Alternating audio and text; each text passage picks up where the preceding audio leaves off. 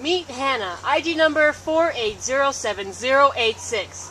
She's a female brown and black Anatolian Shepherd mix. She's about 5 years old and came into the shelter as an owner surrender on March 10th and didn't give a reason why. She's about 25 pounds and is a bashful little lady.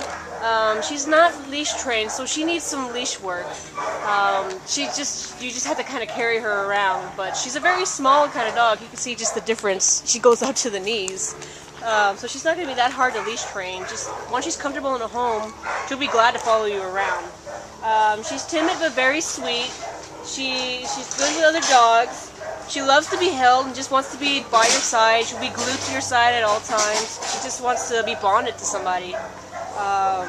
She should be with older children just because she needs to be in a home that's quiet and won't have someone like pulling her ears to make her upset.